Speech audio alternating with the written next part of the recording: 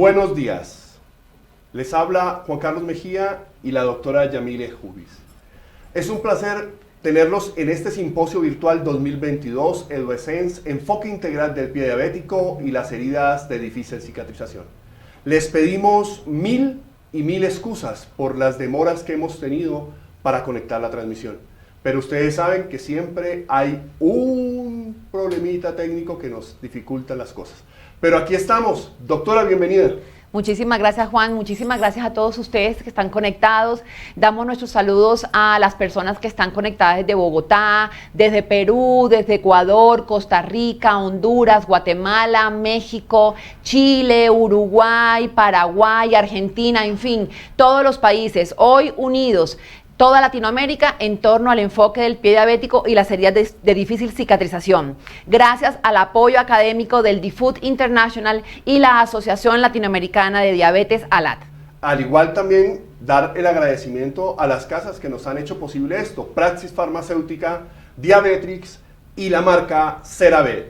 Sean todos bienvenidos. Empezamos entonces, sin más preámbulos, con una invitada muy especial, doctora. Sí, tenemos a mi querida amiga, colega y experta en el tema de diabetes y pie diabético, que es la doctora Hermelinda Pedrosa. Hermelinda, bienvenida y te esperamos que nos deleites con tus palabras de parte del DFUT International.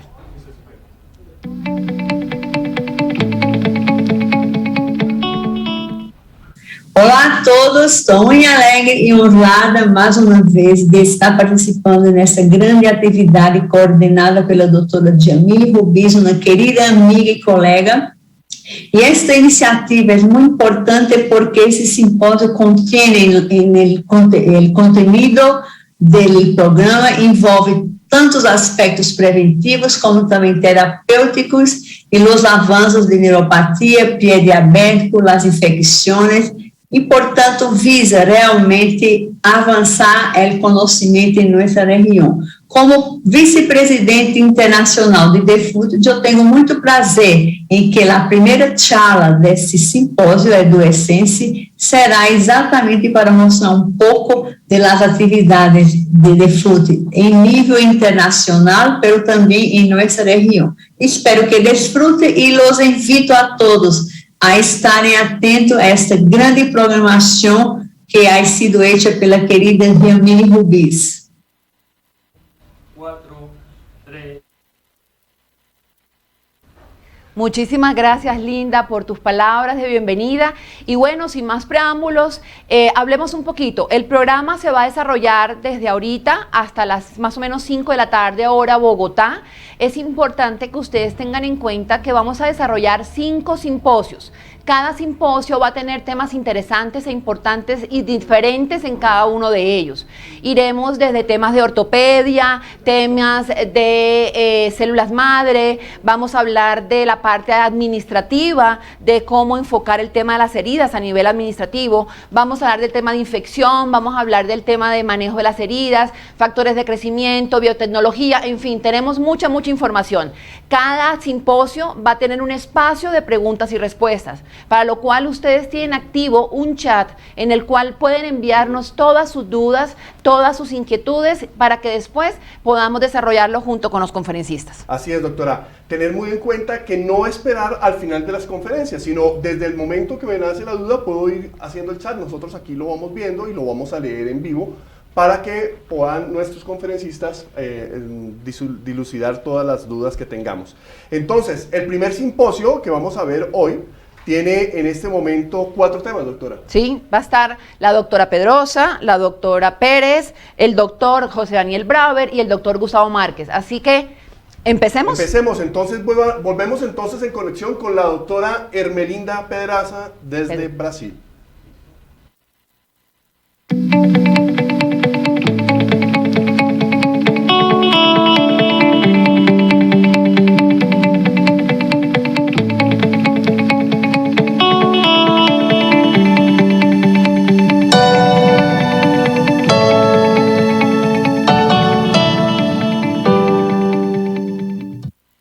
Com mucho gusto, yo agradezco la invitación de la querida amiga y colega endocrinóloga, diabetóloga, en fin, que hace muchas cosas en Colombia, en SACA, doutora Jamile Rubis.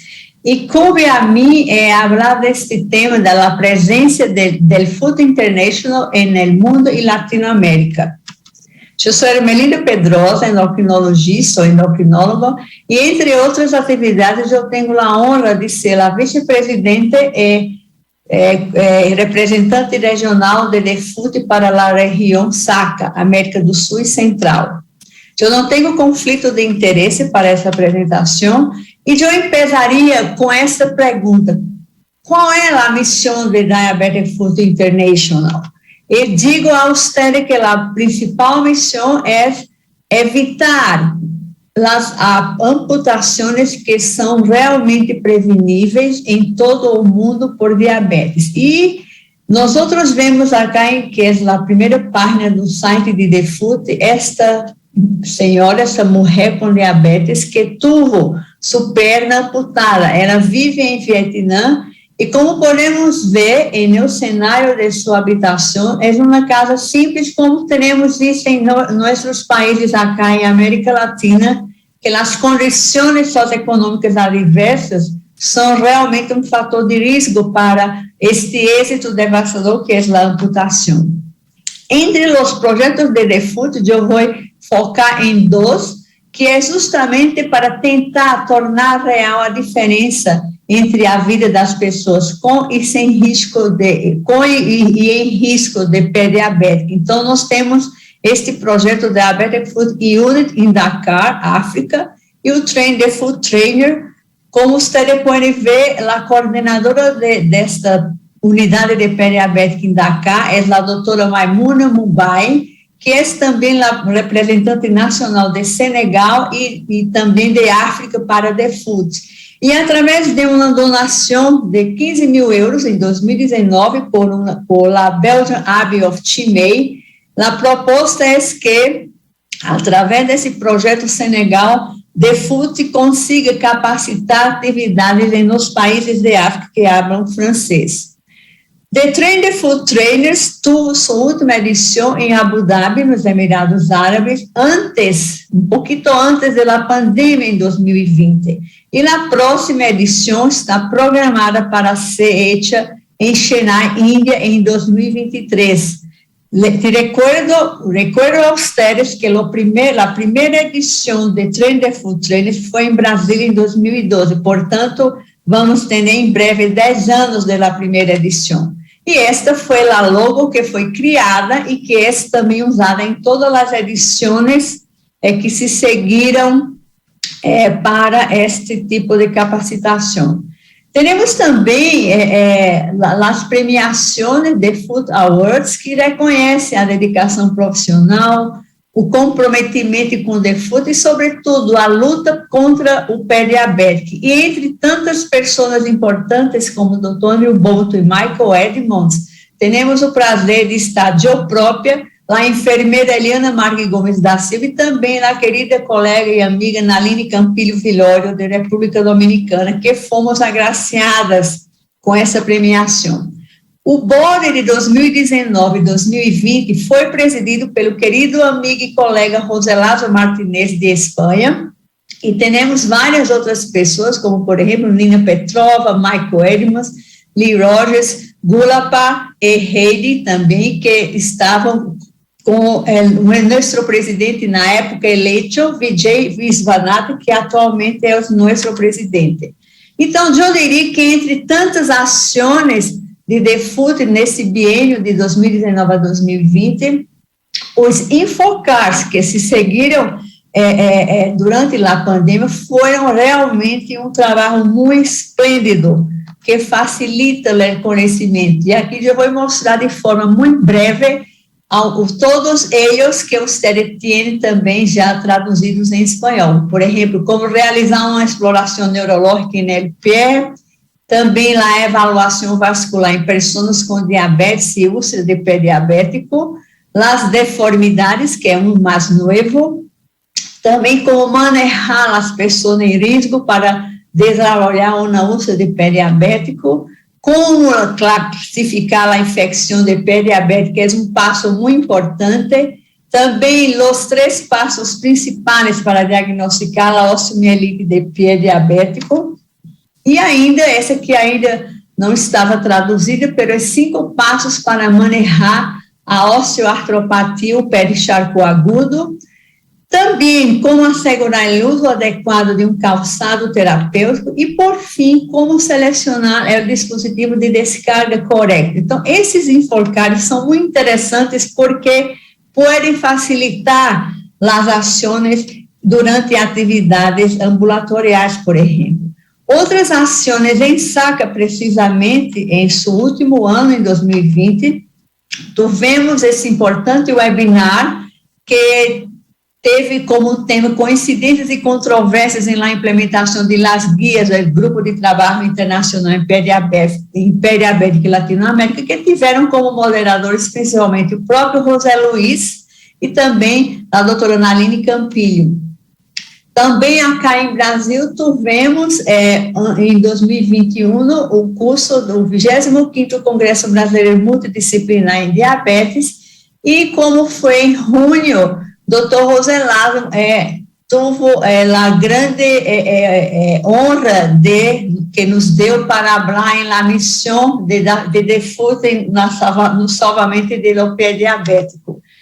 Em novembro, tivemos um webinar muito importante que compreendeu todos os países que estão em las 7 regiões de DEFUT, e como vocês veem, temos acá também Naline Campilho e eu, que fomos as moderadoras, Maria Lukovers, que é enfermeira de São Paulo, Ana Ravazani, também de Brasil, Dr. Donovan Ruiz e também Dr. Juan Ramon Barão, que falaram principalmente da parte vasculares. Uma coisa que foi muito importante em 2020 foi a nominação de SACA para o World Diabetes Day, em que nominamos a enfermeira Eliana Marques Gomes da Silva, que teve uma atuação muito importante em Manaus durante a pandemia. Ela conseguiu, apesar de todas as dificuldades, finalizar o curso de podiatria para enfermeiras, e isso foi uma coisa muito importante, considerando que a região Amazonas, que compreende Brasil, Peru e também Colômbia, principalmente, tiveram muitas dificuldades com o manejo da pandemia, e ela, então, pela primeira vez, tivemos essa nominação que foi de nossa região. Então, podemos dizer que agora você pode disponibilizar os Diabetic Food Infocards através do site de DEFUT, como também nossa tradução em português. As guias do Grupo de Trabalho Internacional de Pé Diabético estão traduzidas há muito tempo em espanhol, mas a nossa, com a tradução em português de Brasil, conseguimos finalizar em 2020 e depois atualizamos com a parte que não havia sido publicada de cicatrização em 2021. Para o biênio 2021-2023, temos como presidente, como eu já disse, Dr. Vijay Viswanathan, de Chennai, Índia, e também o Dr. Abbas de Tanzânia, que é nosso presidente eleito para o próximo biênio. E acá temos os 4 vice-presidentes, doutora Mariam Boltos, de Canadá, eu própria de Brasil, doutor Harishina Krishna Nair, de Malásia, e doutor Nicolaus Papanas, da Grécia. Entre os representantes regionais, que compreendem as 7 regiões globais, temos vários colegas acá, por exemplo, o doutor Dave Armstrong, temos também o Sharad Pensen da Índia, Simone Marconi de Barbados, e nós outras, eu e Naline Campilho, como as representantes de SACA. E em 2021, DEFUT, quando conseguimos, então, iniciar nossas ações, tivemos um avanço muito importante para o Brasil, que foi a ser uma ligação do Conselho Nacional de Secretários de Saúde de Brasil, que compreende todos os secretários que temos em nossos estados e também acá no Distrito Federal, para hacer ações em parceria com o DEFUT. Outro grande importante ponto é que, como vocês talvez não saibam, não havia um presidente financeiro no biênio anterior e também nesse. Aí seguimos os artigos dos estatutos e o board designou um novo membro porque era impossível não ter nenhuma pessoa específica para cuidar das partes financeiras. E agora, nosso vice-presidente de finanças é o senhor William Van Dijk, da Bélgica, que tem uma expertise muito grande nesse assunto. Portanto, nós éramos, no início do biênio, as duas representantes de SACA, eu e Naline Campillo, pero conseguimos levar a ideia de ter também outros representantes regionais. E acá, para nossa região, nós dividimos com a parte sul de SACA, com o doutor Daniel Brava, de Argentina, Brasil, que é um país muito grande, com a doutora Ana Cristina Ravazane, Jamile Rubis, de Colômbia, e todo o norte de SACA, e André Casa, Panamá, e também a outra parte da América Central, incluindo México e Cuba, os dois países que estão sendo parte. Pero este avanço foi maior e conseguimos que agora todos os 6 membros de SACA são também representantes regionais. Então, agora, não somente eu e Naline, mas também Ana Cristina, Andréa e Casa, Daniel Brava e a nossa querida Jamile Rubis são também representantes regionais. Nosso time tem também muitas outras pessoas que eu não vou nominar para não ser injusta e escapar algum nome, e claro, temos mais pessoas que põem acá quando atualizarmos as fotos, mas temos um novo representante nacional, que é o Dr. Gerardo Viquez, de Costa Rica, que ha sido aprovado pelo board, e também novos membros associados profissionais de Brasil, como as doutoras Alana Brandt, Geisa Macedo e Regina Calzolari. Em 2021, tivemos uma semana em novembro que teve como tema uma ação global contra a amputação, e todas as 7 regiões de DEFUT tiveram um dia especial para apresentar suas ações. Este é o programa que foi dirigido por DEFUT, pelo board de DEFUT, no dia 14 de novembro, e cada região teve seu programa também disponibilizado para cada dia. Vejam que nossa programação foi no dia 8 de novembro de 2021. Então, tivemos esta semana de conscientização sobre pé diabético, que foi, então estuvo como patrocinador Urgo Medical de Brasil, que gentilmente nos ajudou com a disponibilização de link.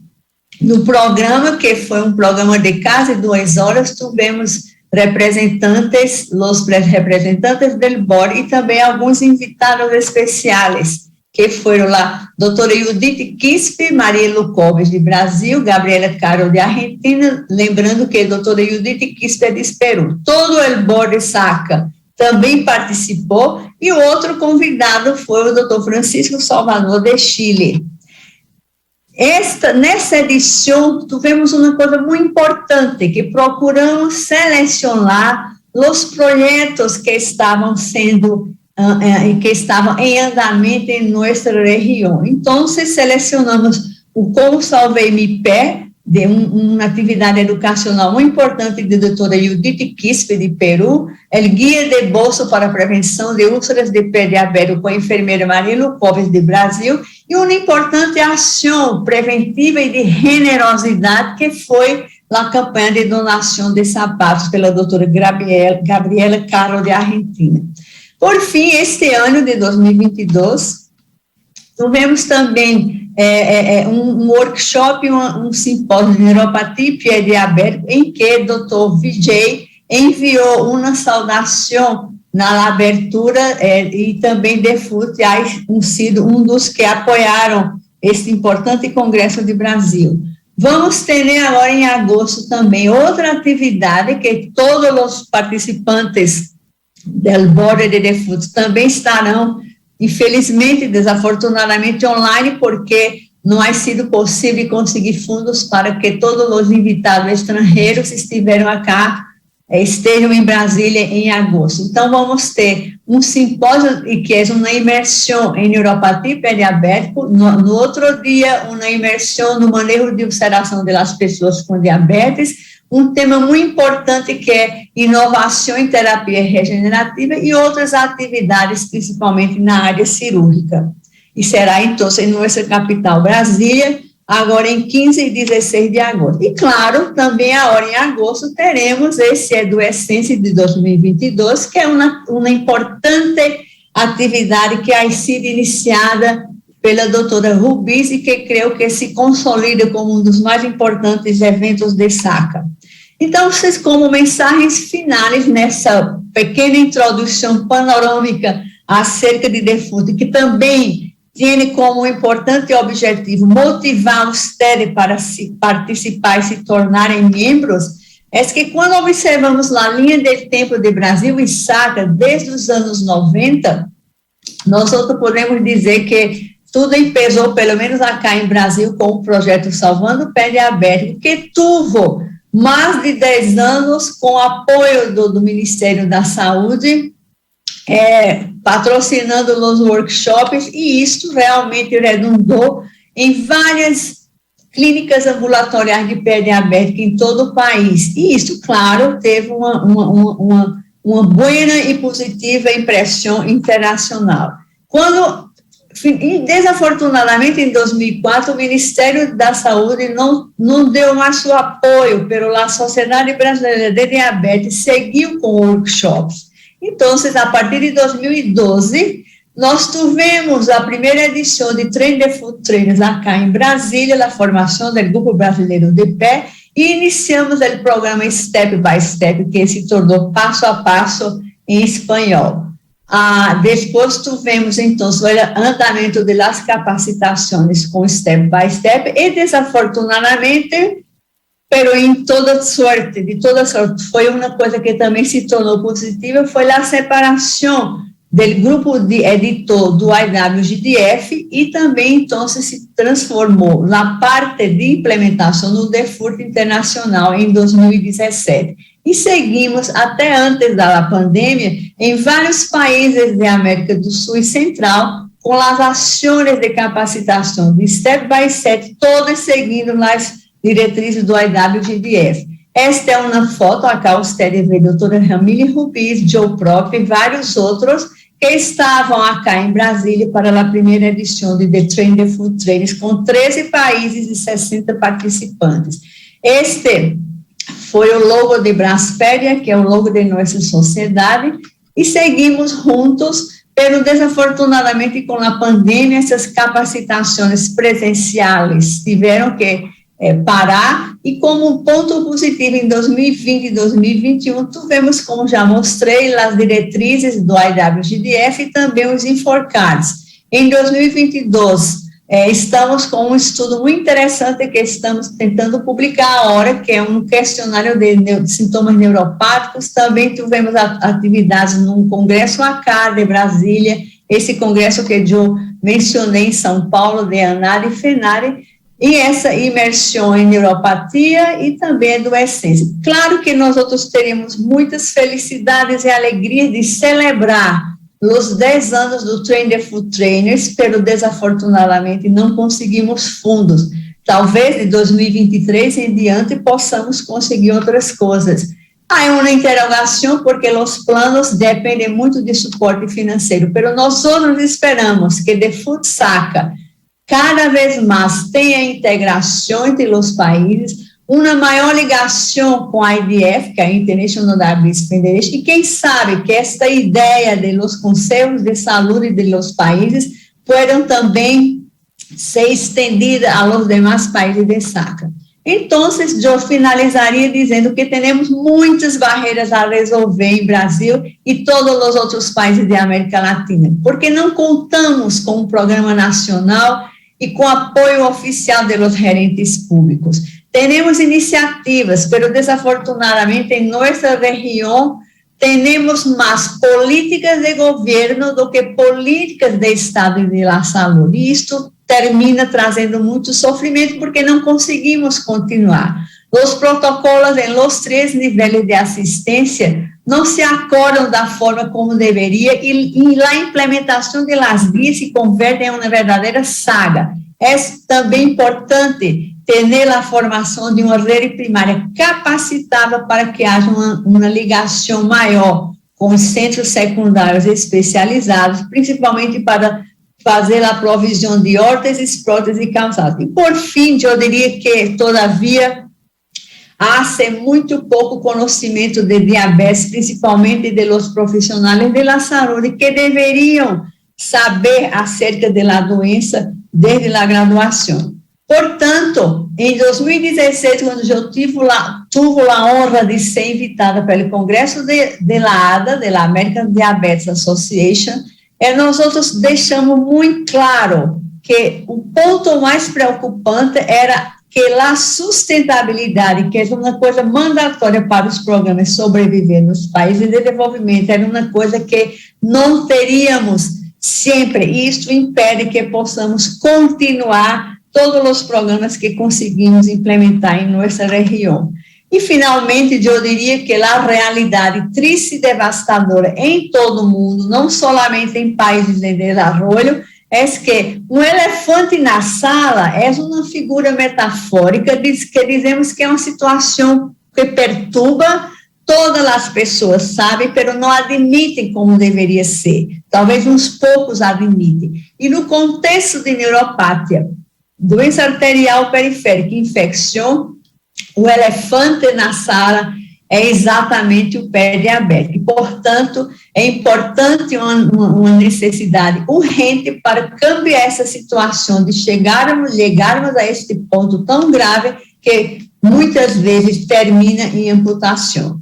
Então, eu agradeço a honra que ha dado a querida amiga, colega Yamile Rubis de estar presente e mostrar um pouco a ustedes de las ações de The Food International e também invitá-los para se tornarem membros, porque assim poderemos crescer e agir de forma integrada. Muitas graças, muito obrigada.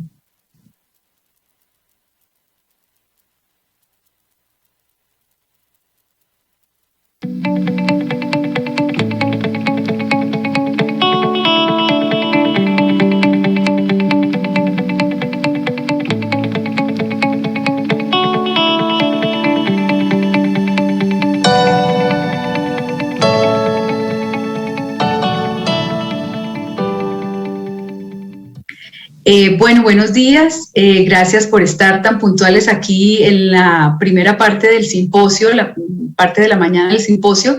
En primer lugar, quisiera agradecer a los organizadores por hacerme la amable invitación de hablarles hoy un poquito de la importancia del buen control metabólico para el cuidado del pie diabético ulcerado. Entonces, vamos a iniciar un poco presentándoles algunos resultados que hemos obtenido de ensayos en pacientes que han sido agrupados previamente en dependencia o categorizados por el control metabólico. Entonces, pues, estos pacientes tienen diabetes mellitus tipo 2, las tres categorías, las tres casillas que ven ustedes acá, solo que este primer individuo tiene buen control metabólico, el segundo aceptable control metabólico y el último mal control metabólico. Entonces, en términos de glucemia, se midió durante 5 años consecutivos más o menos 3.500 glucometrías alrededor de esos años. La glucemia era tomada en diferentes momentos cada vez, es decir, que teníamos un automonitoreo escalonado. Ese automonitoreo escalonado arrojó estos datos y estos datos muestran durante 5 años de seguimiento cómo se comporta la glucemia durante el periodo de observación. Entonces, si nosotros vemos acá, en los primeros años, estos pacientes son pacientes que ingresan a un programa de atención integral, es decir, que durante su admisión tienen acceso a educación terapéutica en diabetes y adicionalmente tienen también acceso a automonitoreo glucémico y tienen acceso a terapias, digamos, de último advenimiento en diabetes. Entonces, como nosotros podemos ver, a medida que nos alejamos de, digamos, en los años de seguimiento y nos alejamos del inicio del tratamiento, el paciente tiende generalmente a perder el control metabólico. Aquí hago un poco la observación de el término control metabólico. Entonces, el control metabólico en la actualidad es medido de varias formas. Entonces, uno puede medirlo en términos de glucometría o de glucemia, o puede medirlo en términos de hemoglobina glicosilada. La idea general es que el paciente tenga un buen control metabólico a medida que pase el tiempo, porque ese mantenimiento del control metabólico está asociado con la disminución de la aparición de las complicaciones crónicas en diabetes. Y, por ejemplo, si vemos aquí este último paciente, que es un paciente que tiene tendencia a la hiperglucemia, pero también a la hipoglucemia, a medida que pasa el tiempo, también lo vemos que su comportamiento, digamos, no cambia, mantiene el mismo mal control metabólico durante el periodo de seguimiento. Entonces, ¿cuál es la importancia de mantener el control metabólico en un paciente, por ejemplo, que no tenga complicaciones crónicas? Y es que generalmente el buen control metabólico asegura que el paciente se retarde en la aparición de las complicaciones crónicas de la diabetes o definitivamente en el tiempo no las haga. Y en el paciente que ya tiene mal control metabólico, cuando aparecen las complicaciones crónicas, pues estas son de muy mal pronóstico, y el mantener un buen control metabólico, retomar un control metabólico adecuado en esos pacientes que, digamos, presentan la complicación crónica, pues trae efectos positivos en el tratamiento. Entonces, vamos a continuar acá hablando del contenido de la charla hoy. Entonces, hoy voy a hablar del control metabólico y la glucotoxicidad, la importancia del control metabólico, entonces, en los pacientes que tienen el perfil de tener un pie diabético ulcerado, y el apoyo que tienen para lograr el buen control, el control metabólico. Entonces, aquí es importante recordar que el control metabólico está asociado a la glucosa. Y la glucosa, cuando aumenta, o sea, la hiperglucemia no es inocua, produce glucotoxicidad, y la glucotoxicidad está asociada directamente a la aparición de complicaciones crónicas y al mal pronóstico en ellas. Un poco cuál sería la explicación. Hay varias vías metabólicas que explican por qué la hiperglucemia puede causar daño, y generalmente este desbalance, como lo muestra acá este artículo, que es más bien reciente, apareció durante el periodo de la pandemia, esta revisión, asocia muy bien la hiperglucemia con el desbalance metabólico, utilizando el análisis de varias vías. Entonces, por ejemplo, cuando existe hiperglucemia, la hiperglucemia causa estrés oxidativo. Y generalmente ese estrés oxidativo termina dañando los tejidos. Y no solo dañando los tejidos, sino evitando, por ejemplo, la buena oxigenación de los tejidos o el buen funcionamiento metabólico de los mismos. Generalmente eso se asocia a la alteración de varias vías metabólicas, por ejemplo, a la activación de la ruta de los polioles, o a la ruta de las exosaminas, o al aumento de los productos avanzados de glicosilación avanzada, o por ejemplo la activación de las rutas de las proteínas quinasa C. Cuando se activan esas proteínas quinasa C, usualmente esas proteínas quinasas están asociadas al aumento en circulación o en los tejidos de factores proinflamatorios. Y esos factores proinflamatorios usualmente tienen que ver inclusive con el mal funcionamiento de la insulina. Entonces, empezando por esas condiciones. Hay estudios también que terminan, digamos, presentando teorías interesantes, como por ejemplo esta que asocia la hiperglucemia a la hipoxia tisular y a la baja cicatrización. Y entonces allí muestra cómo, por ejemplo, cuando se induce a una isquemia, un tejido, generalmente se activan no solamente factores de transcripción, sino que previo a esa activación de factores de transcripción, usualmente se activan, por ejemplo, moléculas tan importantes como el óxido nítrico. Entonces, usualmente esa isquemia induce la activación de estos factores de transcripción, como por ejemplo este factor de transcripción de hipoxia, que se dimeriza con otro factor de transcripción para ir a un elemento de respuesta en el núcleo, que es un elemento de respuesta a la hipoxia, para producir a su vez factores proteicos que permiten la oxigenación de los tejidos. Generalmente cuando el tejido responde bien, la oxigenación de los tejidos y digamos el aumento en las concentraciones de óxido nítrico permiten que haya neovascularización, es decir, el proceso de cicatrización en este tejido va a estar protegido. Pero, ¿qué ocurre, por ejemplo, cuando el paciente se expone a una hiperglucemia prolongada? Que ante la isquemia, por ejemplo, un proceso isquémico, esta glucosa, generalmente cuando uno habla de la glucosa, habla de un polialdehído, y ese polialdehído, digamos que puede tener intermediarios. Cuando hay hiperglucemia, esa glucosa se puede convertir, por ejemplo, en moléculas accesorias que tienen que ver con la señalización celular, como por ejemplo esta llamada metilglioxal. En este caso, en este modelo, el metilglioxal se asocia a este factor de transcripción e impide que se pueda activar. Entonces, esta proteína activadora, que es P300, en este modelo, hace que tampoco este factor de transcripción se active, y al no activarse, entonces no existe la posibilidad de estimular la síntesis de nuevas proteínas y la neovascularización falla. Entonces, este modelo permite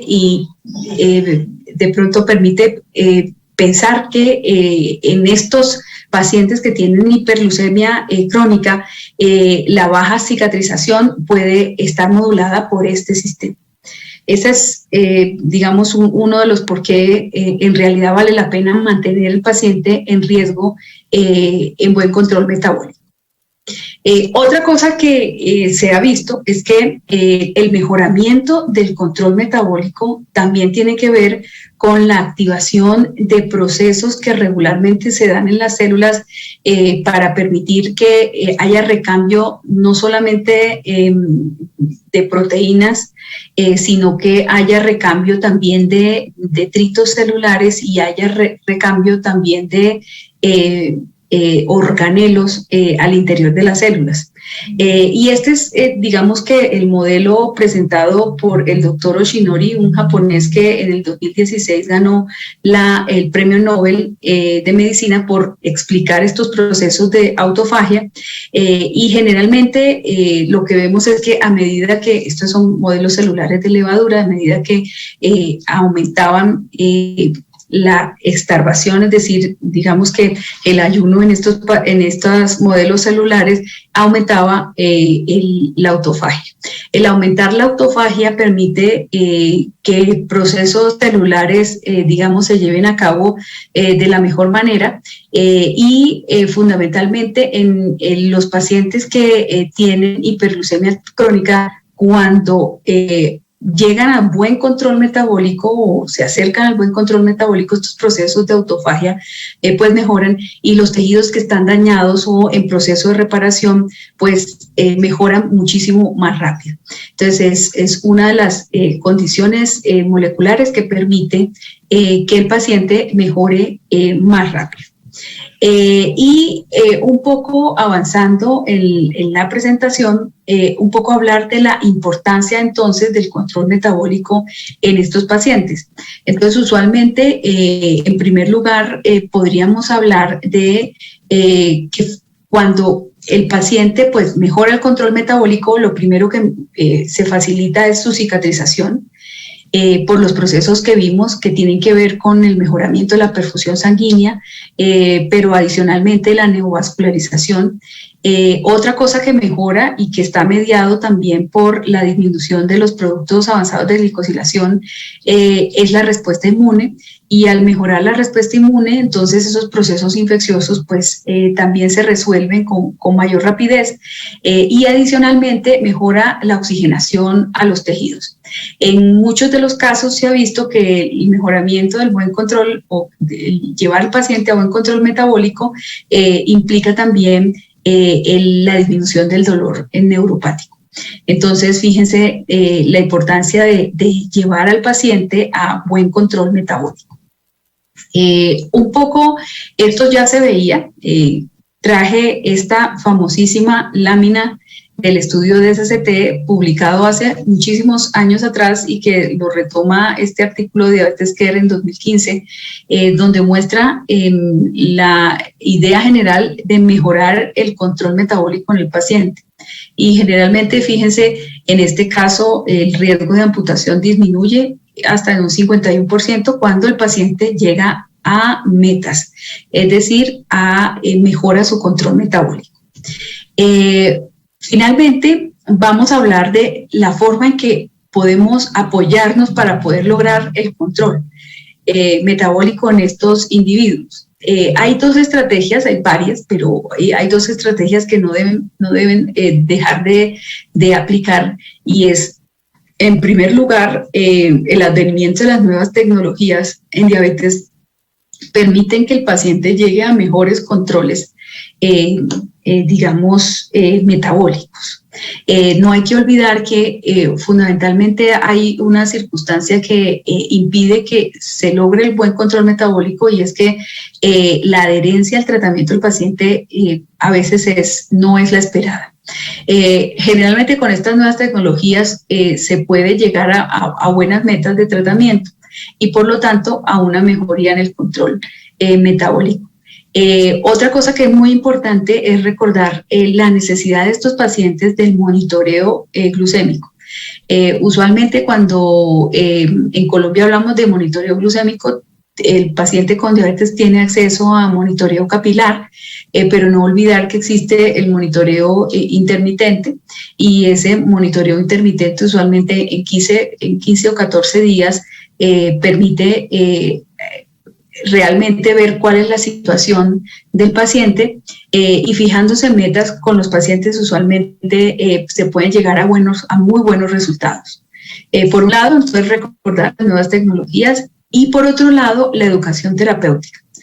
No olvidar que estos pacientes usualmente, además de que tienen un perfil que usualmente está asociado a que tienen bajo seguimiento y bajo control en el tratamiento, está asociado también a una baja exposición a educación terapéutica. O casi ninguna. Entonces, recordar esa estrategia, la educación terapéutica, como herramienta para lograr el control metabólico. Recuerden aquí inmiscuir no solamente al paciente, sino también a su familia. Y bueno, con esto finalizo. Gracias por la atención.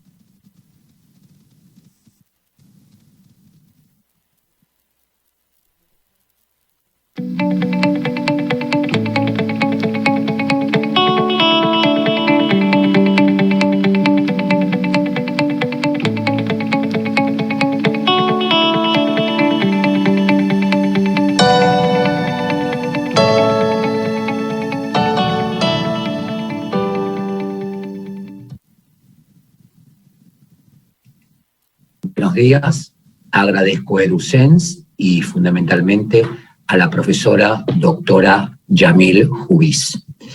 Esta es una diapositiva en la cual muestra en Europa que el retraso de la derivación de los pies diabéticos es muy común y se parece a lo que ocurre en Latinoamérica, y que gran porcentaje de los médicos de atención primaria no están capacitados a la atención de estos pacientes. Nuestro programa de pie diabético se presenta como un grupo de náufragos que están atacados por este tsunami que es el pie diabético. Todos sabemos que el 20% de las admisiones de pie diabético son por la infección, que gran cantidad de pacientes mueren a los 12 meses por la infección de pie diabético, que fíjense qué importante que el 50% de los pacientes con úlcera presentan enfermedad vascular, que, vamos a correr que cada 20 segundos se realiza una amputación y que la incidencia anual en Europa es importante y que la mortalidad post-amputación es del 50-80% a los 5 años y que lo importante es que la creación de equipos multidisciplinarios evita la amputación en un 85%. Nuestro equipo multidisciplinario, formado por un coordinador de quien les habla, tenemos una coordinadora de clínica médica, diabetólogos, cirujanos vasculares, infectólogos, ortopedistas, dermatólogos, cirujanos plásticos, enfermeros y podólogos. Los objetivos son tener una visión multidisciplinaria del pie diabético, disminuir costos y días de internación, reducir amputaciones, unificar criterios para el tratamiento de la úlcera y pedido de estudios. Una vez el paciente internado, seguirlo por consultorio externo y colocar a nuestro querido hospital como un centro de referencia. Y eso es importante porque en nuestro consultorio externo es importante, como para los oyentes, que todo paciente cuando consulta por un pie sin lesión, categorizarlo, qué riesgo tiene. ¿Tiene neuropatía? ¿Tiene enfermedad vascular? ¿Tiene deformación? Porque si ese paciente, ni el médico ni el paciente sabe qué riesgo, se va a lesionar, se va a ulcerar, se va a infectar y en un contexto de inadecuada circulación puede llegar a amputarse. ¿Qué hacemos nosotros en nuestro consultorio externo?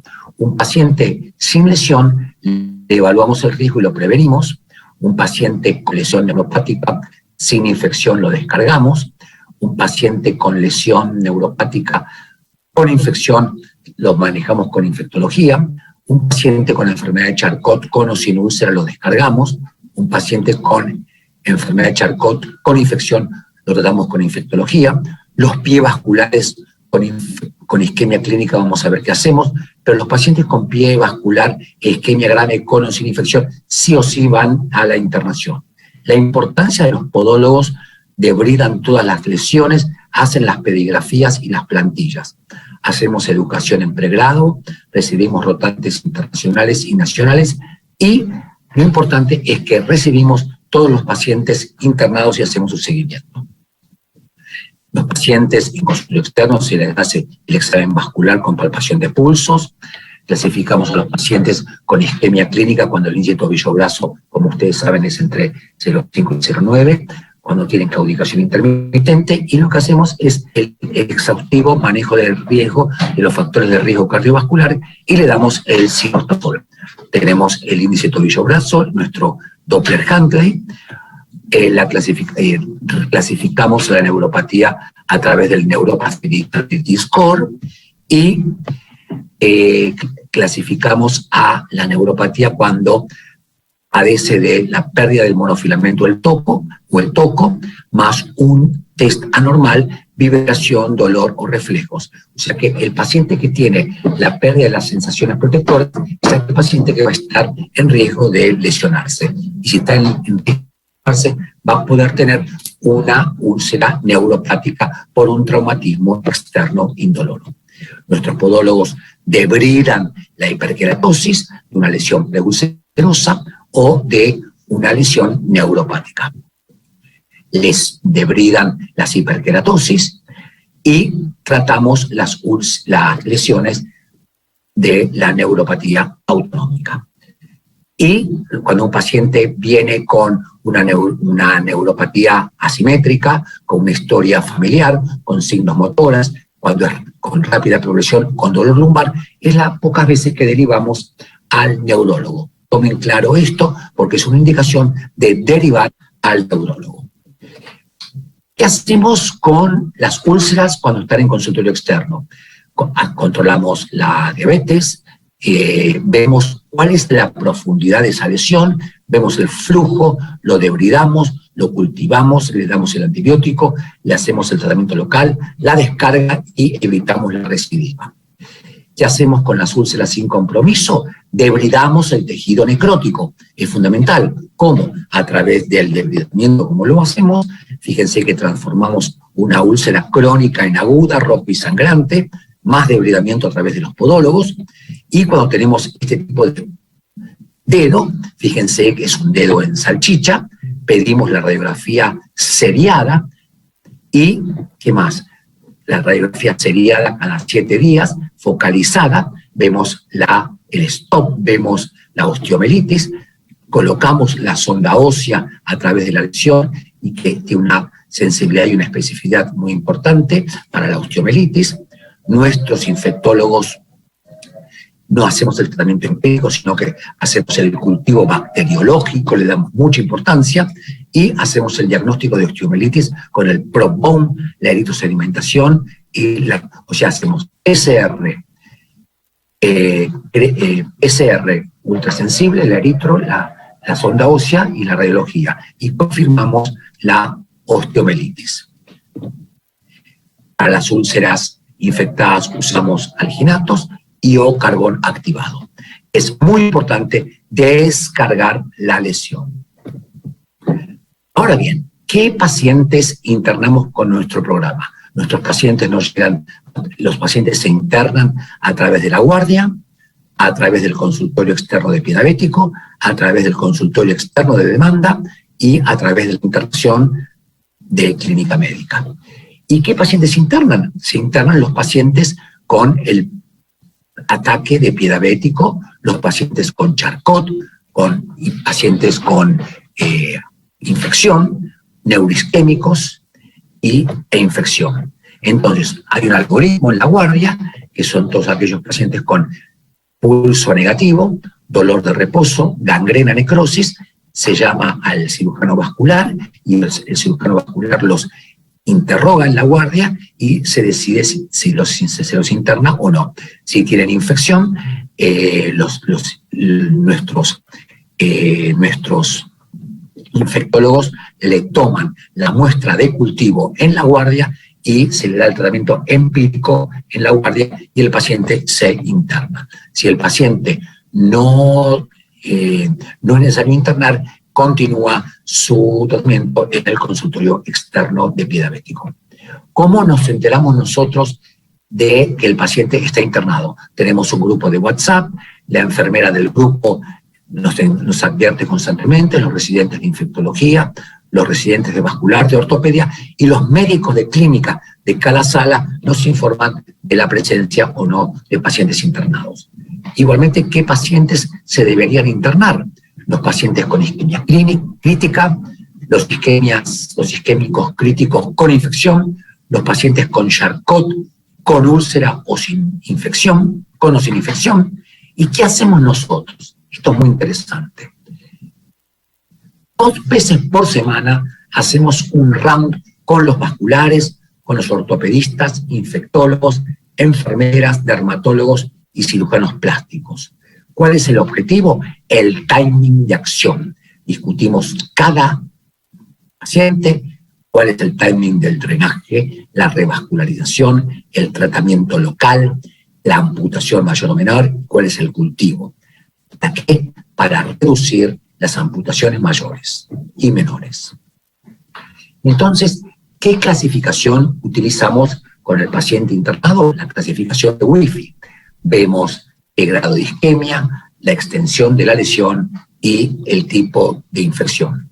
Aquí tenemos al jefe de cirugía vascular haciendo el índice tobillo-brazo con rotantes del interior y clasificamos nuevamente a la isquemia grave como dolor de reposo, necrosis o gangrena y el índice tobillo-brazo 0,4. Cuando el paciente tiene estas características, convocamos a la arteriografía y luego la cirugía vascular. Y nos apoyamos en la definición del The Food International para clasificar a la isquemia grave. Entonces, el Wi-Fi es la lesión, la isquemia y el food infection. Entonces, las lesiones vasculares, recordemos que el 50% de los pacientes que se internan tienen enfermedad vascular. Debemos ver la ubicación y la extensión, la necrosis que puede ser seca o húmeda, el dolor de reposo y el tiempo de evolución. Debemos considerar siempre la revascularización si la enfermedad vascular es severa y afecta la cicatrización. La revascularización, nosotros tenemos un equipo de cirujanos vasculares muy avesados, tanto en la cirugía como en la terapia endovascular, pero exceptuamos al paciente revascularizarlo cuando son severamente enfermos, cuando la expectativa de vida es corta, cuando la limitación de la movilidad está muy cortada, cuando el miembro está en flexión o cuando la necrosis es amplia. Estos pacientes bien los amputamos. Aquí tenemos distintos ejemplos de isquemia, cuando está solamente localizada en un dedo, la necrosis localizada en un dedo cuando es húmeda. Acá tenemos una necrosis amplia, donde no tenemos margen para podemos llegar a revascularizarlo, pero es muy amplia la necrosis, y acá tenemos la necrosis del talón. Nos apoyamos, cuando es tan amplia la necrosis, no tenemos posibilidad de cicatrización, lo amputamos. Y muy importante, cuando el paciente está infectado, trabajan conjuntamente los cirujanos vasculares con los infectólogos.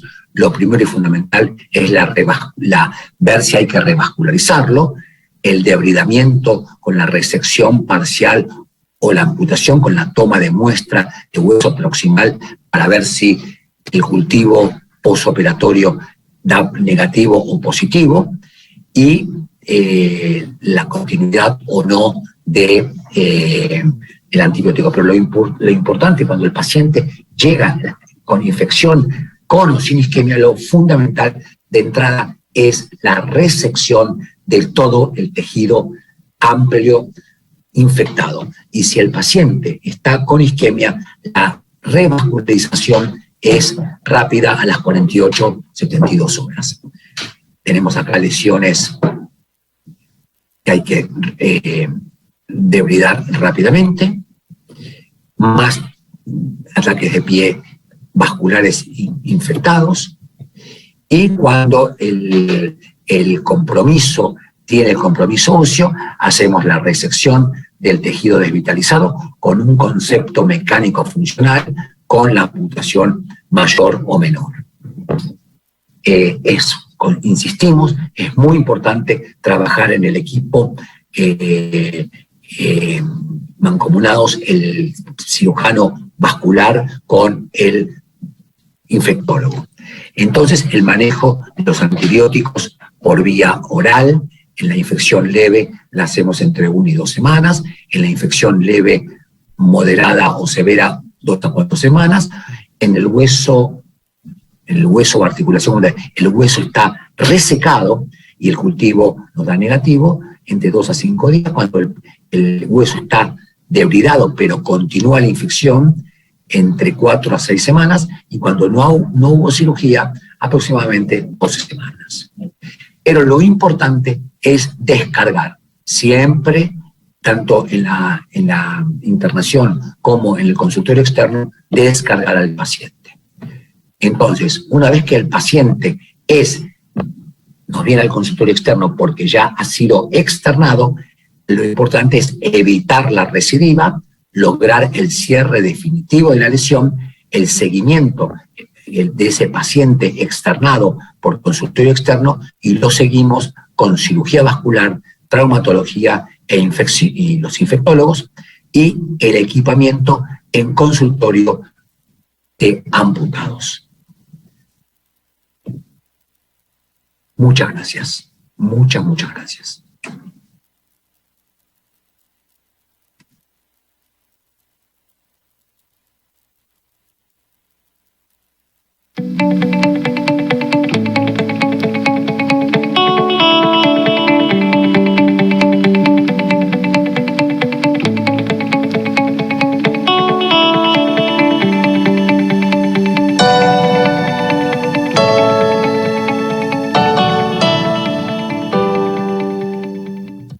Estoy muy complacido de participar en este gran evento, gracias a la invitación de la doctora Yamile Hubis y a la invitación de Diabetes Healthcare. Vamos a hablar hoy de un tema muy importante que es el de la genética al servicio de la prevención en diabetes de tipo 2. Hoy en día estamos en la era de la medicina de precisión. Esta medicina nos permite conocer exactamente causas primarias de enfermedades para implementar estrategias preventivas y de tratamiento muy específicas.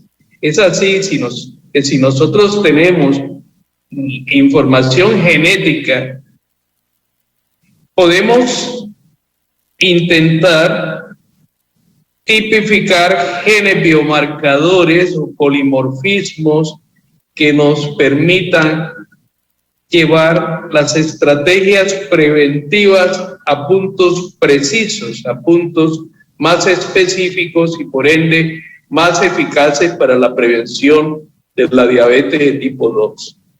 Y a propósito de polimorfismos, el polimorfismo es común en la naturaleza, es un cambio adaptativo de los genes, es una variación adaptativa que sirve para mantener a la población viva en un ambiente variado. Es muy importante recordar el concepto de polimorfismo de un solo nucleótido. Si nosotros miramos aquí estas bases nucleotídicas, lo que nosotros vamos a encontrar en el polimorfismo de un solo nucleótido es que hay una variación en este sector únicamente, donde está el nucleótido, y eso nos genera un cambio que se traduce en variaciones en el control molecular y por lo tanto también puede ser favorable o desfavorable, pero la mayoría de las veces las variaciones en el caso de diabetes son desfavorables. Nosotros entre humanos tenemos una homología del 99.9%.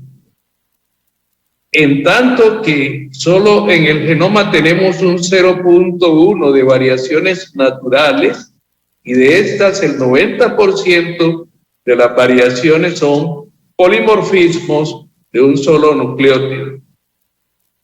Se considera que una variación para ser considerada polimorfismo de un solo nucleótido tiene que afectar por lo menos al 1% de la población. Se han desarrollado pruebas genéticas precisamente para hacer el genotipado y encontrar polimorfismos que estén relacionados con la aparición de la diabetes de tipo 2.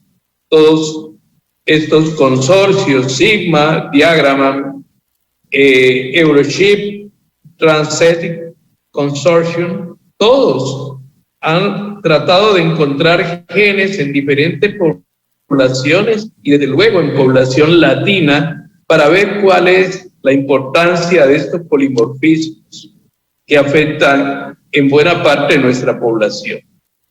Y la prueba Diabetes Prevent tipifica precisamente varias variantes de los genes y estos 16 polimorfismos son marcadores que representan hasta un 8.4% de aporte en la aparición de la diabetes de tipo 2.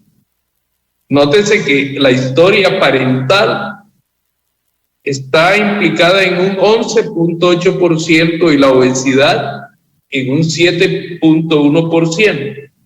Entonces, varios investigadores hicieron un algoritmo que combina estos tres puntos, los polimorfismos, la historia familiar y la obesidad, para saber cuál es el riesgo que tenemos de desarrollar diabetes de tipo 2. Aquí les voy a hablar de diferentes polimorfismos de una manera muy resumida, de una manera muy sucinta. Aquí tenemos, por ejemplo, uno de los polimorfismos, es el transportador de monocarboxilato. La deficiencia acarrea cambios metabólicos porque el transporte intracelular está alterado y se acumulan triacilgliceroles dentro de la célula, lo cual implica una menor sensibilidad a la insulina, a adipocitos de mayor tamaño y por lo tanto propensión a la diabetes. Tenemos también aquí otro polimorfismo, el del factor similar a la insulina, el factor 2, que puede estar relacionado con diabetes juvenil de inicio en la madurez tipo 1 y el síndrome de Silver-Russell. Tenemos también MODY3, que está relacionado con el polimorfismo del factor nuclear de hepatocitos 1-alfa. Tenemos también otro polimorfismo, el de la proteína transmembrana wolframina. La wolframina regula el calcio intracelular y por ende está complicada la conversión de proinsulina a insulina. El polimorfismo de la wolframina da origen a un síndrome que es diabetes insípida, diabetes mellitus, atrofia óptica y sordera. El zinc es importante para el almacenamiento, para el empaquetamiento de la insulina en los gránulos, y aquí tenemos que este transportador de zinc, cuando hay un polimorfismo que lo afecte, puede estar relacionado con alguna forma de diabetes mellitus post-trasplante. Y el PIPAR-G, muy conocido, sabemos que su alteración puede alterar negativamente la diferenciación de los adipocitos y puede estar relacionado con insulinoresistencia y lipodistrofia parcial familiar 3. Igualmente, este factor de crecimiento similar a la insulina unido a la proteína 2 codifica un miembro de proteínas de la unión del RNA mensajero de IGF-2 y su variación está vinculada con diabetes mellitus de tipo 2. Aquí tenemos otras variantes, otros polimorfismos, como es el polimorfismo que está asociado a la unidad regulatoria CD5. ¿Y qué pasa? Que aquí estas variantes se asocian con alteraciones del péptido insulinotrópico y respuesta a la insulina. También el polimorfismo de la adelinato ciclasa 5 va a producir alteraciones para la generación de ATP dentro de la célula beta y por lo tanto puede comprometerse la secreción de insulina.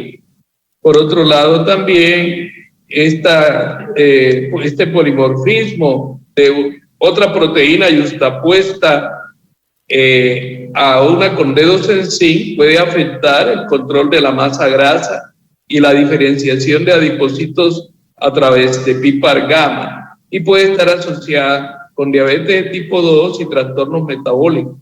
Puede alterar la inhibición de la gluconeogénesis. El TCF7L2 es muy famoso, este polimorfismo, porque puede afectar la regulación en la expresión del GLP-1. Aquí también hay otro polimorfismo que afecta una quinasa o una ciclina dependiente de quinasa y por eso afecta el ciclo celular en la célula beta.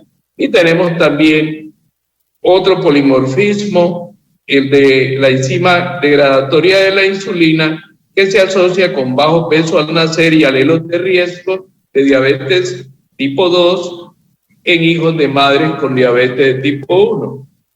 Y aquí tenemos dos polimorfismos importantes para las canalopatías de potasio. Tenemos uno que afecta la subunidad KIR62 en la célula beta, que es el miembro 11 de la subfamilia J de los canales de rectificación interna de potasio, y otro que también afecta los canales de potasio dependientes de voltaje y se asocia al síndrome de Romano-Ward y Lange-Nielsen. Y finalmente, este otro polimorfismo muy importante que permite que algunas personas tengan una masa grasa mayor frente a la misma ingesta calórica y por lo tanto está asociado con obesidad mórbida y mayor peso. Resumiendo todos estos polimorfismos, podemos decir que hay algunos que reducen la secreción de insulina, mientras otros favorecen la insulinoresistencia, y en conjunto todos predisponen a diabetes de tipo 2. Aquí tenemos el recuento de lo que nos da la prueba Diabetes Prevent, de todos los polimorfismos que están relacionados con la producción alterada de insulina y otros asociados con la sensibilidad reducida a la insulina. Esta prueba genética escogió todos estos genes y polimorfismos y por un trabajo conjunto del Massachusetts General Hospital, del Broad Institute y de la Fundación Carlos Slim. Todos estos trabajos en conjunto buscaron la forma de desarrollar una prueba que tuviera mayor relación con el desarrollo de diabetes mellitus en latinos y mexicanos. Aquí le vamos a practicar las pruebas genéticas de diabetes y prediabetes. Tenemos que tener en cuenta que nuestra madre en nuestra vida intrauterina nos reprograma de acuerdo a las condiciones nutricionales y nosotros podemos tener así una organogénesis que está reprogramada desde el vientre materno y así podemos ser más proclives a enfermedades cardiovasculares, a diabetes, a enfermedad renal crónica, pero lo importante es que la ventana de oportunidades que tenemos para poder corregir esa reprogramación, si fue nociva, esa ventana en tiempo es muy corta y ya una vez que se desarrolla la enfermedad, ya pues se perdió la ventana de oportunidades. Por otro lado, conocer los polimorfismos que tenemos puede ayudar en una parte que es la farmacogenómica para tratar de saber, de acuerdo a la alteración que tenemos, cuál puede ser la medicación o la intervención terapéutica más favorable. Hay pruebas para diabetes gestacionales también, pero vamos a focalizarnos ya al final solo en Diabetes Prevent para decir que, basado en el algoritmo que les dije, de la historia familiar, del índice de masa corporal y de los polimorfismos encontrados, nosotros entonces podemos tener una escala de riesgo bajo, intermedio o alto.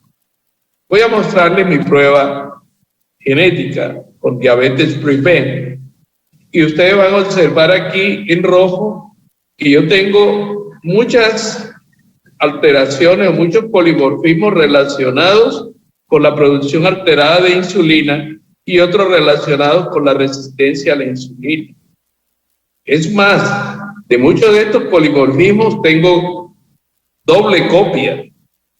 Si yo adjudico a todos estos polimorfismos un índice de masa corporal en el momento que me hice la prueba de 25.33 y agrego los antecedentes de una madre diabética que fue la mía, esto me da entonces en el algoritmo una posibilidad del 57% de tener sobre la población un riesgo genético para desarrollar diabetes. ¿Y qué beneficio, además de conocer yo cuál es mi carga genética, tengo? Que con el resultado de la prueba genética me vienen recomendaciones nutricionales, cada recomendaciones para cambios en estilo de vida y también algunos fármacos que pueden ser importantes y pueden ayudar de acuerdo a los polimorfismos que tengo a la prevención de la diabetes. Y si ya soy diabético, pues los fármacos deben apuntar de acuerdo precisamente con los polimorfismos que yo tengo para así precisar mucho mejor resultados con los medicamentos que vaya a utilizar. Si yo tengo, por ejemplo, alteración en el PIPAR-G, mi alimentación debe ser a base de flavonoides, resveratrol, omega 3, pocos ácidos grasos saturados y carbohidratos. Y esa recomendación viene, el resultado de la prueba, ese resultado viene dirigido al médico que toma la prueba o la solicita para que él se la explique al paciente. En el caso mío, por ejemplo, por tener el FTO que me vuelve más propenso a tener masa grasa, debo tener dieta rica en ácidos omega 3 y un poco cargada en proteínas. Y cuando tengo problemas con el canal de potasio y su funcionamiento, la dieta de alimentos que tengan potasio me puede ayudar. Y así sucesivamente, para el polimorfismo TSF7L2, la dieta mediterránea, los antioxidantes. La prueba es fácil de tomar. La persona no debe haber comido 1 hora antes, no debe tener prácticas por lo menos amorosas con besos, porque eso altera la secreción salivar y el desprendimiento de células de la mucosa interna, la mucosa de los carrillos, y por eso se puede alterar la prueba. En este sobre viene un aplicador, la prueba trae 2 aplicadores, una para el interior de cada mejilla. Hay un consentimiento informado que ahora se quiera por un link que nos lo proporciona la misma prueba, y de esa manera se tiene el consentimiento informado, y la prueba trae 2 stickers. Con estos stickers vamos a rotular los tubos. ¿Cuáles tubos? Donde vamos a colocar los escobillones una vez hemos tomado la muestra. Entonces, masajeamos los carrillos, las mejillas contra las arcadas dentarias, 30 segundos de cada lado, y luego procedemos a introducir este cepillito, este escobillón, para cepillar internamente la mucosa, no solamente con movimientos descendentes y movimientos ascendentes, sino con movimientos de rotación mientras estamos avanzando el aplicador. De cada lado debemos demorar 1 minuto y al final introducimos cada escobilla dentro del tubo y la rotulamos con el sticker. Hay una pregunta que siempre nos hacen. Si ya sabemos que un paciente tiene alto riesgo, como este que ya le estamos viendo, la cantosis nigricans, los acrocordones, y nos damos cuenta que es un paciente obeso, o si le aplicamos un test, puede ser este test que recomienda la American Diabetes Association, o puede ser el FitRisk, cualquiera de esos. Entonces, si nos da positivo, ¿cuál es el beneficio de la prueba? Bueno, es que nosotros debemos conocer los mecanismos que están contribuyendo a nuestra diabetes para hacer una prevención más dirigida, más efectiva. Estamos hablando hoy en día de medicina de precisión, y esto nos permite, conociendo cuál es nuestra carga genética en la forma de prevenir la diabetes, una orientación para el tratamiento y los cambios terapéuticos del estilo de vida, y una mayor alerta para nuestros familiares consanguíneos. Termino diciendo o repitiendo un pensamiento de Frank Winnicott, endocrinólogo. Los genes puede que carguen la pistola, pero es la conducta humana la que aprieta el gatillo. Y nosotros, si vamos a manejar esta pistola, nosotros debemos saber cómo es la munición y cuál es el riesgo de utilizar esta munición. Y ojalá en la vida no apretemos el gatillo. Las pruebas genéticas siempre aportarán beneficios y serán elementos de precisión para logros. Muchas gracias. 3, 2. Tú eres la pregunta de Linda, ¿no? Bueno, muchísimas gracias a nuestros conferencistas por habernos colaborado con sus muy buenas charlas. Les damos la bienvenida. la doctora Pedrosa, el doctor José Daniel Braver, la doctora Clara Pérez y el doctor Gustavo Márquez. ¿Nos escuchan allá? Muy viejo. No los José estamos Daniel. escuchando. Ahora sí. Buenas tardes, Gustavo. Hola Linda, ¿cómo estás? Clarita, Y acá- ¿cómo estás? acá- ¿Qué tal? Buenos días para todos. Buenas tardes Hola, para hola, todos. doctora. Es un Te felicito placer por la tener charla de ambos, de muchísimas Gustavo. Doctora, muy linda, muy linda. muchísimas gracias. Es un placer Muchas gracias. tener Todas las dentro presentaciones de ustedes han sido Muy, especialmente formidables. muy agradable, sí. Pero aún así no conseguimos escuchar a Yamile. no, no, y yo lo que quería era que Creo que talvez no me escuchan. Abriendo el micrófono de la sesión de Ducens. ¿Ya? ¿Ahora sí? ¿Ahora sí? Ahora sí, Perfecto. Perdón, No, es que sabes. muchísimas gracias por ustedes estar acá y además que para mí como mujer es un placer tener dentro del panel a dos mujeres poderosas en Latinoamérica. La doctora Ermelinda Pedrosa como chairman, como regional chairman para el DFUT International en Latinoamérica y la doctora Clara Pérez como vicepresidenta de la Asociación Colombiana de Latinoamérica. Entonces, ustedes disculparán hombres, pero hoy las mujeres tenemos el poder. gracias. siempre minoría, Muchas Gustavo. gracias por la invitación, muchas gracias. No, Todo ni lo más que sea para faltaba. ayudar. Muy bien. Muchas gracias. Y no solamente ubicada en el curubito de la academia y de la experiencia, sino además muy lindas. Oh, gracias. Gracias. Gustavo. Gracias. Después, muy amable. después de tantos Es porque elogios me y aprecias, tantas- lo sé, Gustavo, porque me aprecias. No, es real, es real.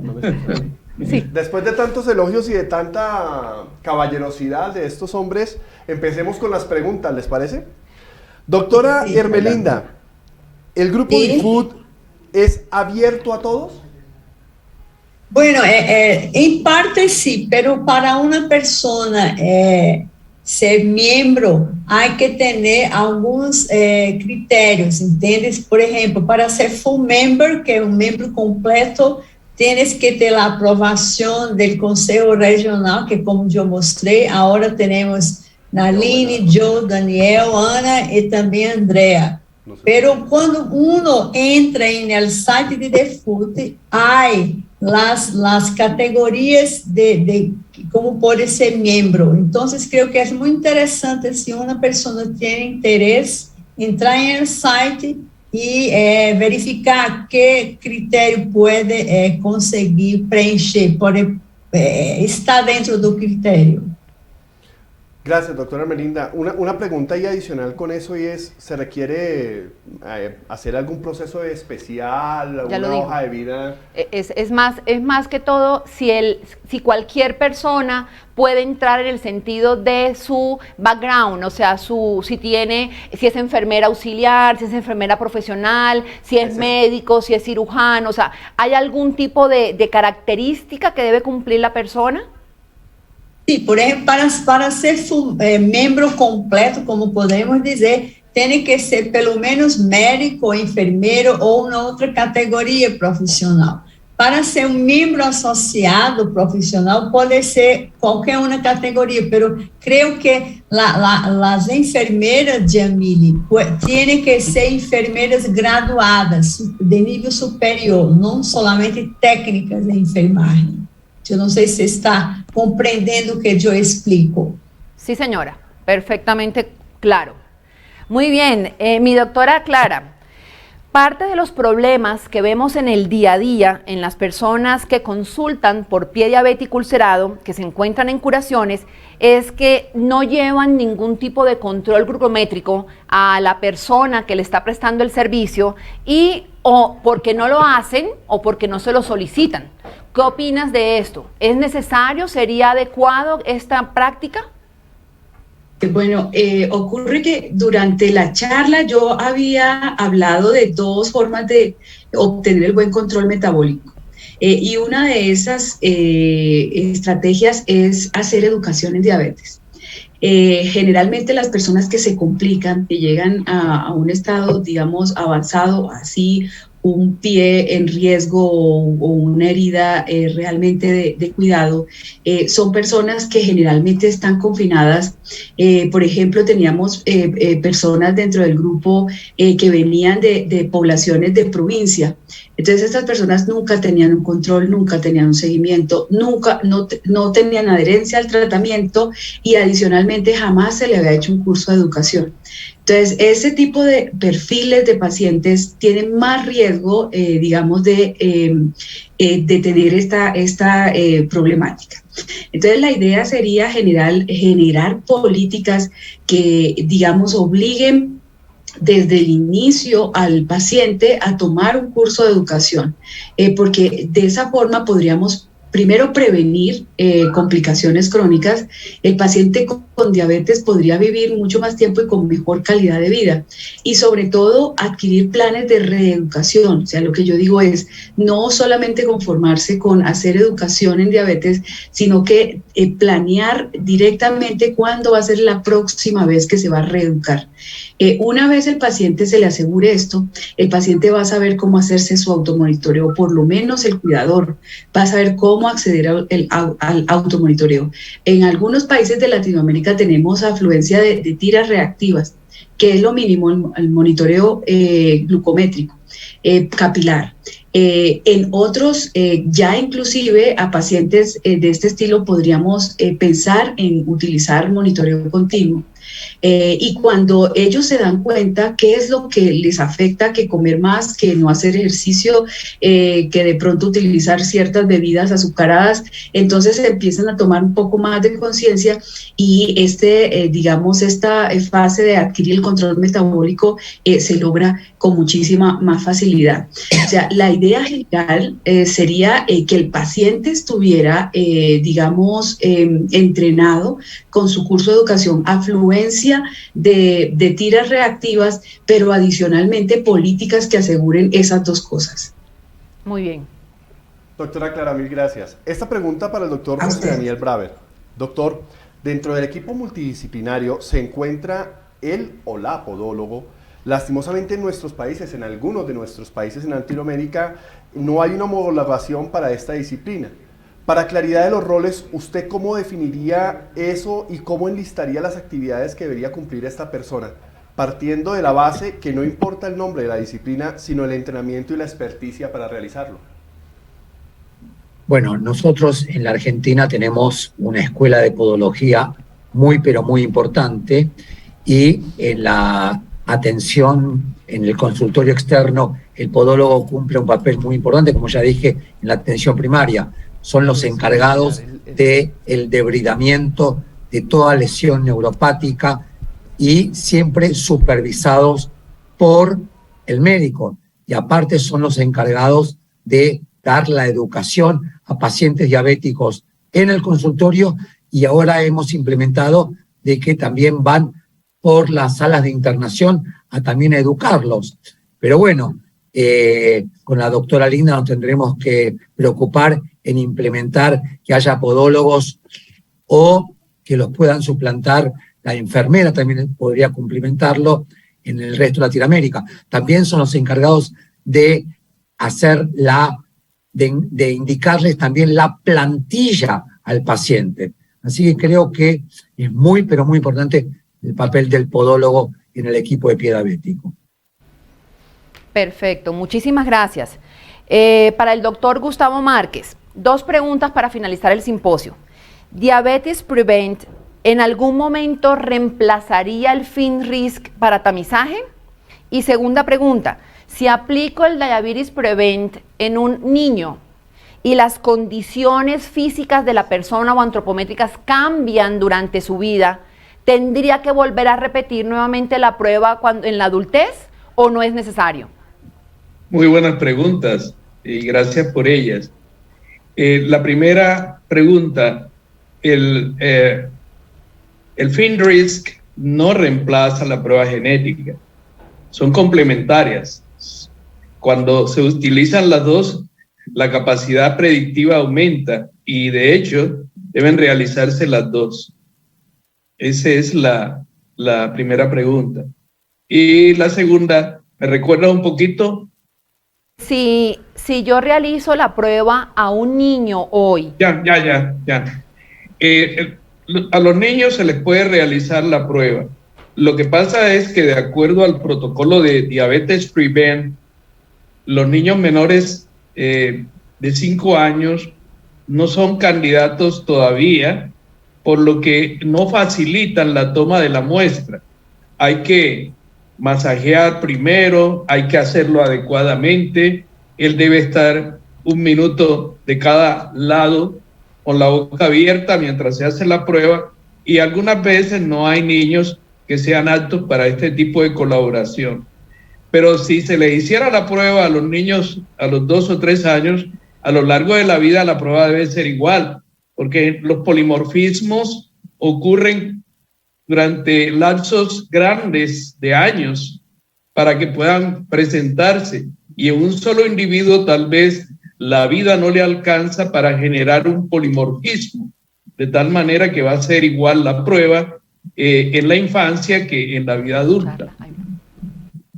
Bien, Gustavo, gracias. Doctor Márquez, aquí ustedes saben que estamos en directo y en línea con todos, y dentro de nuestro chat está una persona que se llama Inocencio Antonio, que aunque no es del tema de su charla, doctor, le quiere hacer una pregunta a usted, doctor Márquez. Dice, teniendo en cuenta de que existen muchas formas de diabetes mellitus, el tratamiento en la actuación de la recuperación de los tejidos lesionados por este tipo de pacientes, ¿es el mismo o hay manera de estratificarlo y dar tratamientos más eficaces según el grado en el que se encuentre el paciente?